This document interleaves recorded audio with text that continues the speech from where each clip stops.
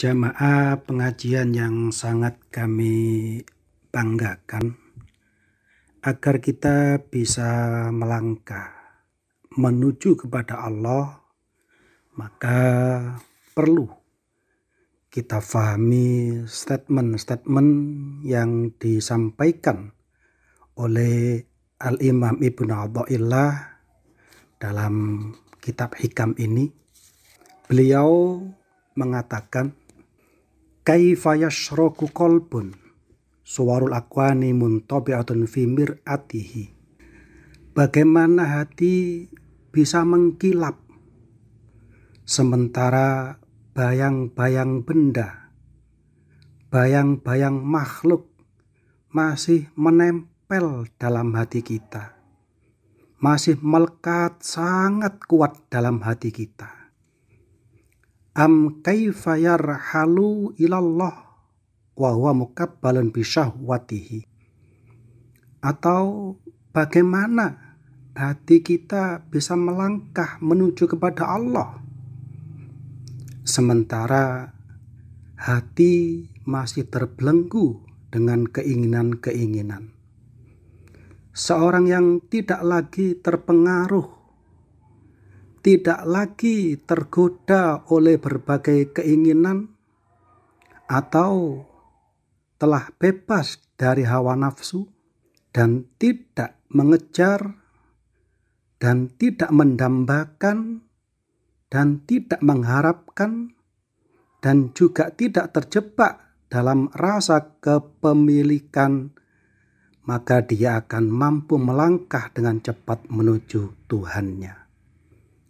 Am kaifa yatma'u wa yadkhula hadratallahi wa huwa lam yatatahhar min jinabati ghaflatihi. Apa mungkin hati ini ingin masuk di sisi Allah, ingin sampai ke sisi Allah, padahal hati ini masih belum bersuci dari jinabatnya lupa.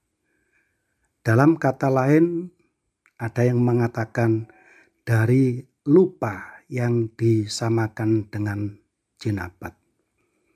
Penyebab hati lupa karena masih tertutup oleh 5 unsur manusia, yaitu tanah, angin, air, api, dan ruang. Yang mana 5 unsur ini dalam istilah lain disebut dengan panca maha buta.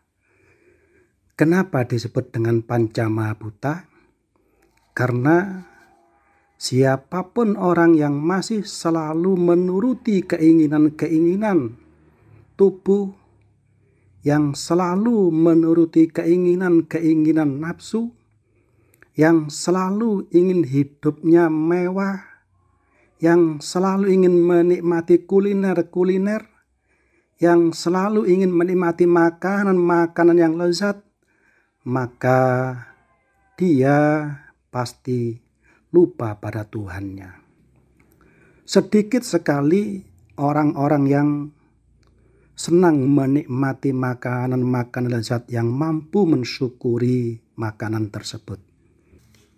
Am kaifa yarju ayyafhama daqaiqal asrari wa huwa lam yatub an hafwatihi.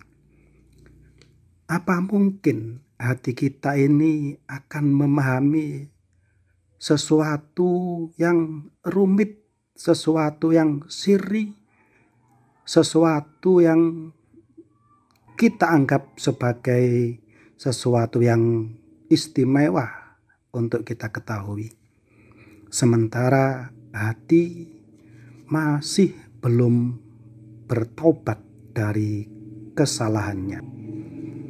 Kesalahan terbesar di alam semesta ini adalah jika kita menganggap bahwa diri kita ada.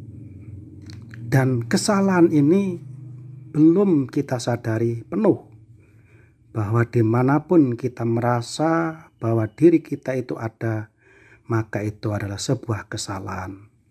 Karena pada hakikatnya sifat wujud itu adalah milik Allah.